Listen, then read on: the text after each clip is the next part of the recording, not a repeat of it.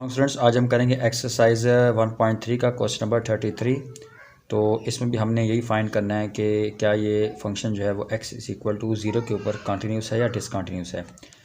तो इससे पहले कि हम क्वेश्चन नंबर 33 स्टार्ट करें, हम सबसे पहले आप ये जहन में रखें कि एक फार्मूला है जो हमने FSC पार्ट 2 में पढ़ा हुआ है कि अगर हमारे पास लिमिट में थीटा अप्रोच कर रहा हो 0 को, ठीक है, और यहाँ पर वैल्यू हो साइन थीटा ओवर थीटा, ठीक है, यानी साइन थीटा ओवर थीटा, यानी नीचे एंगल सिर्फ दिया गया हो और ऊपर साइन थीटा हो, तो हमारे पास वो किसके इक्वल होता है 1 के, ठीक है। तो इस फार्मूले को आपने जहन में रखना है क्योंकि अभी जो हम करेंगे सॉल्यूशन के अंदर ये इस्तेमाल होगा फार्मूला। तो सबसे पहले हम क्या करेंगे जी, फंक्शन की वैल्यू मालूम करेंगे x इज़ इक्वल टू 0 के ऊपर। तो जो f ऑफ 0 होगा वो इक्वल होगा 1 के, ठीक होगा, जिसमें इसको हम इक्वेशन नंबर 1 का नाम दे देंगे। देखिए यहाँ पर x 0 हो तो फंक्शन की वैल्यू क्या हो जाएगी, 1 हो जाएगी, ठीक है स्टूडेंट्स। तो दूसरा हम क्या काम करेंगे, इसमें लेफ़्ट हैंड लिमिट फाइंड करेंगे, यानी limit x approaches to 0 from the left hand side. तो अब यहाँ पर थीटा है और यहाँ पर x है तो इससे कोई फ़र्क नहीं पड़ेगा, लेकिन अप्रोच 0 को ही कर रहा हूँ, ठीक है। तो x approaches to 0 from left hand side.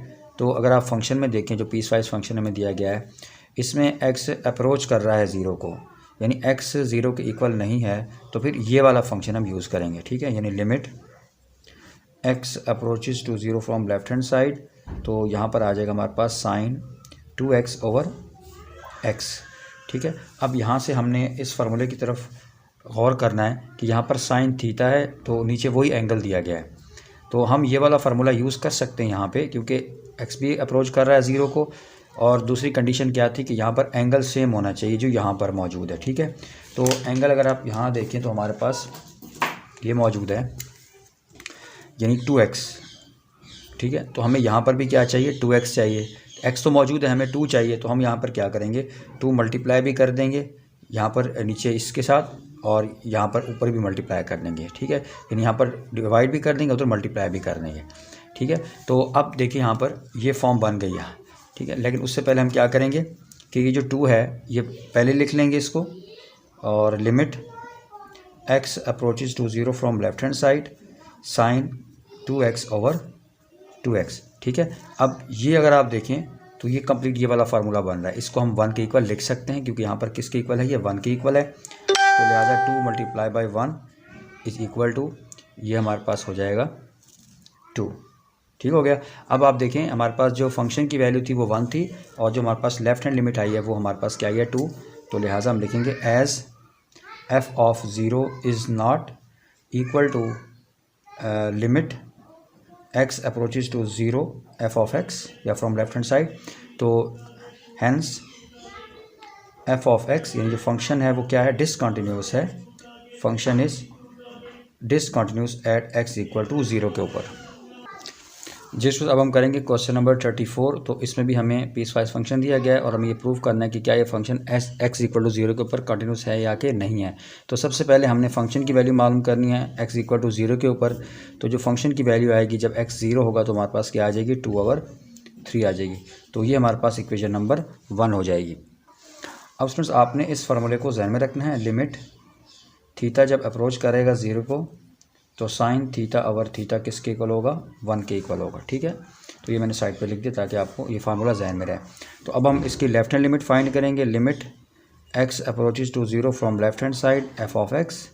तो कौन सा फंक्शन आएगा, डेफिनेटली ये वाला फंक्शन यूज़ करेंगे, यानी limit x approaches to 0 from left hand side. तो ये हमारे पास आ जाएगा sign 3x over sign 2x, ठीक हो गया। तो अब हमने इसको जो है, अगर मैं साइन 3x को इस फॉर्म में लिखना चाहूँगा तो मुझे नीचे भी क्या चाहिए, 3x चाहिए डिनोमिनेटर में।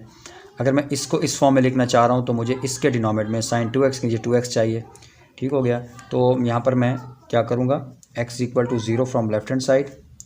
तो इसको मैं ऐसे लिख लेता हूँ, यानी साइन 3x, और इसके नीचे में क्या चाहिए, 3x चाहिए। मैंने अपनी तरफ से लगाया ना डिवाइड के, तो मैं इसको मल्टीप्लाई भी कर दूंगा यहाँ पर, और इसी तरीके से अब ये साइन डिवाइड का यहाँ पर लगाऊंगा और यहाँ पर इसको लिखूंगा साइन 2x, और डिवाइड भी करूँगा इससे और मल्टीप्लाई भी करूँगा, ठीक है। तो अब यहाँ पर देखें ये जो x है ये कैंसिल आउट हो जाएगा। ठीक हो गया। तो अब यहाँ पर मैं अलग अलग लिमिट भी लगा सकता हूँ। ठीक है, तो 3/2 बाहर आ जाएगा और यहाँ पर मैं इसके साथ अलग लिमिट लगा दूँगा। Limit x approaches to 0 from left hand side sine 3x/3x whole divide by limit x approaches to 0 from left hand side, तो ये आ जाएगा साइन 2x/2x। ठीक होगा स्टूडेंट्स। तो 3/2 और ये अगर आप देखें तो यहाँ पर ये फार्मूला बन रहा है, सेम एंगल है नीचे भी, तो ये हम 1 के इक्वल लिख सकते हैं इसको। हो जाएगा 1/1 तो इज इक्वल टू 3/2। तो फंक्शन की वैल्यू 1 थी, जबकि अगर आप देखें जो हमारे पर लिमिट आई है लेफ्ट हैंड लिमिट वो 3/2 आई है। तो अब आप यहाँ क्या लिख देंगे, as f of 0 is not equal to left hand limit and x approaches 0 from left hand side f of x। तो जो फंक्शन हमारा है, क्योंकि यहाँ पर देखिए 2/3 3/2 है, तो ये डिफरेंट है, is discontinuous at x equal to 0 के ऊपर। ठीक है स्टूडेंट्स, तो ये हमारे पास सॉल्यूशन था क्वेश्चन नंबर 34 का। जी स्टूडेंट्स, अब हम करेंगे क्वेश्चन नंबर 35। तो इसमें हमारे पास दो फंक्शन गिवन है, एक f ऑफ x गिवन है जो कि x² के बराबर है, और दूसरा जो हमें फंक्शन गिवन है g ऑफ x, वो हमें पीस वाइज फंक्शन में से उसकी दो वैल्यूज़ आ रही हैं। ठीक है, एक आ रही है जब x is less than equal to 0 -4 आ रही है, और दूसरी वैल्यू इस फंक्शन की आ रही है जब x इज़ ग्रेटर दैन 0, तो ये हमारे पास मोड में वैल्यू आ रही है। ठीक हो गया। तो अब मोड का मतलब है पॉजिटिव और नेगेटिव दोनों वैल्यूज़ हैं। ठीक होगा। लेकिन अगर हम इसका स्क्वायर ले लेंगे तो वो माइनस का साइन हम ख़त्म कर देंगे पहले, तो आप ये ज़हन में रख लें। अगर स्क्वायर ना हो किसी फंक्शन में वैल्यू में तो फिर हम दोनों वैल्यू लिखते हैं, लेकिन अगर स्क्वायर आ जाए तो फिर वो माइनस नहीं लगाते, हम सिर्फ पॉजिटिव वैल्यू लिख लेते हैं। ठीक है, माइनस माइनस प्लस हो जाता है। तो चलिए सबसे पहले हम क्या करेंगे कि इसमें फंक्शन की वैल्यू मालूम कर लेंगे। ठीक हो गया। तो हमारे पास f ऑफ g है। ठीक है, तो अब f ऑफ g का क्या मतलब है, पहले तो आप ये समझ लें कि f ऑफ g का मतलब है f of g of x, यानी function of g of x। इसको लिखने का ये तरीका है कि आप इसको ऐसे लिख सकते हैं g ऑफ x। ठीक है, इस तरीके से सही हो गया। इसको आपने ऐसे लिखना है कि फंक्शन है g ऑफ x का। ठीक हो गया। अब अगर आप देखें तो आपने जो f ऑफ x है ना, यानी f ऑफ x क्या है हमारे पास, देखें f ऑफ x की वैल्यू हमारे पास क्या है, x², यानी इसके अंदर f ऑफ x के अंदर आपने g ऑफ x की वैल्यू पुट करनी है। इसका ये मतलब है f of g of x में आपने जो f ऑफ x है ना, उसमें x की जगह आपने x नहीं पुट करना बल्कि g ऑफ x की वैल्यू पुट करनी है। लेकिन अगर आप देखें तो g ऑफ x की तो दो वैल्यूज़ हैं, तो हम बारी बारी दोनों पुट करेंगे। किस में, इस वैल्यू के अंदर, x² के अंदर, ये जहन में रखें। तो यहाँ पर x है, तो अब जाहिर बात है x की जगह हम क्या पुट करेंगे, यहाँ पर पहले g ऑफ x की कौन सी वैल्यू है, -4 का स्क्वायर, क्योंकि यहाँ पर स्क्वायर मौजूद है। हम f ऑफ x की जो वैल्यू है उसमें पुट कर रहे हैं g ऑफ x की वैल्यू, तो ये हो जाएगी हमारे पास 16। कब, जब हमारे पास x इज़ लेस दैन और इक्वल टू 0। ठीक हो गया। अब जाहिर बात है g ऑफ x की दो वैल्यूज आ रही हैं, एक x -4 आ रही है, एक ये वाली मोड वाली आ रही है। तो इसमें हम सिर्फ पॉजिटिव वाली वैल्यू, क्योंकि मैंने आपको पहले बताया क्योंकि स्क्वायर आ रहा है फंक्शन की वैल्यू में, तो अब हम यहाँ पर लिखेंगे x -4 का होल स्क्वायर। ठीक है, if x is greater than 0। ठीक हो गया। तो ये हमारे पास एक क्या बन गया, फंक्शन बन गया g ऑफ x का। अब हमने जिस तरह हम पहले फाइंड करते हैं, इसकी क्वांटिटी चेक करेंगे, तो पहले हम फंक्शन की वैल्यू फाइंड करेंगे। पहला काम हम क्या करते हैं, पहली कंडीशन कि f ऑफ 0, ठीक है, यानी जब x इक्वल टू 0 तो फंक्शन की क्या वैल्यू पुट करेंगे, जाहिर बात है इज इक्वल टू 0 के ऊपर कौन सी वैल्यू है, यहाँ पर 16 है, तो हम ये वाली वैल्यू पुट करेंगे इसमें 16, तो ये हमारे पास आ जाएगी इक्वेशन नंबर 1। ठीक हो गया। अब हम फाइंड करेंगे इसकी लेफ्ट हैंड लिमिट, यानी limit x approaches to 0 from left hand side. तो इसका मतलब ये हुआ कि x अप्रोच कर रहा है 0 को फ्रॉम लेफ्ट हैंड साइड, यानी x 0 के इक्वल, यहाँ पर देखिए ना x अप्रोच कर रहा है 0 को फ्रॉम लेफ्ट हैंड साइड, यानी नेगेटिव है, नेगेटिव वैल्यूज होंगी। तो जाहिर बात है x is less than equal to 0 कौन सी फंक्शन वैल्यू में आ गया, 16 में 16 आ गया। अब यहाँ पर x तो मौजूद नहीं है ना कि हम वहाँ पर 0 पुट करें, तो लिहाजा 16 ही इसका आंसर है, यानी इसकी जो वैल्यू है लेफ्ट हैंड लिमिट की वो क्या है, हमारे पास 16 आ रही है। अब हम यहीं पर इसकी राइट हैंड लिमिट भी फाइंड कर लेते हैं। राइट हैंड लिमिट यानी limit x approaches to 0 from right hand side. तो देखें, यानी x अप्रोच कर रहा है 0 को फ्रॉम राइट हैंड साइड, यानी x बढ़ा हुआ 0 से, तो फिर ये वाला फंक्शन आएगा, यानी x -4 का whole square is equal to, ठीक हो गया।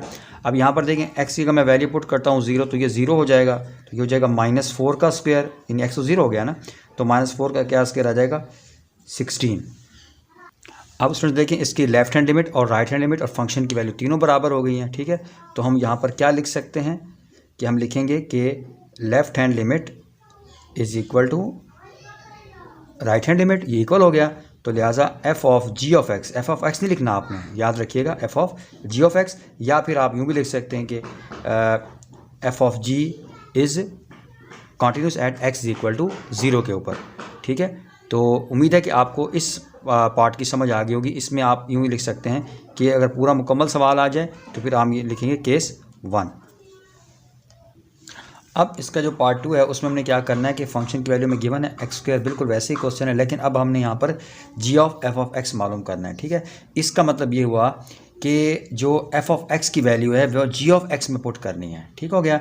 यानी ये हमारे पास लिखा हुआ है जी ऑफ एफ, इसका मतलब क्या हुआ जी ऑफ एफ ऑफ एक्स, ठीक है। यानी अब हमने जी ऑफ एक्स में एफ ऑफ एक्स की वैल्यू मालूम करनी है, पुट करनी है, सॉरी। तो यहाँ पर देखें कि अब जी ऑफ एक्स जो है उसमें -4 भी है और ये दो वैल्यूज़ हैं, ठीक है। तो अब हमने इसमें क्या करना है, एक्स की वैल्यू पुट करनी है जो कि एक्स स्क्वायर है। अगर आप देखें एफ ऑफ एक्स की वैल्यू क्या है, एक्स स्क्वायर है, तो जहाँ जहाँ एक्स होगा वहाँ वहाँ हमने एक्स स्क्वायर पुट करना है। आप ये जहन में रखें, जहाँ जहाँ जी ऑफ एक्स में एक्स होगा उसकी जगह हमने क्या पुट करना है, एक्स स्क्वायर पुट करना है, क्योंकि एफ ऑफ एक्स की वैल्यू क्या है, एक्स स्क्वायर है। तो अब यहाँ पर देखें तो -4 है, यहाँ पर तो एक्स मौजूद नहीं है, तो इसको हम -4 ही लिखेंगे। लेकिन यहाँ पर जो कंडीशन दी है वहाँ पर क्या लिखा हुआ है, x is less than equal to 0।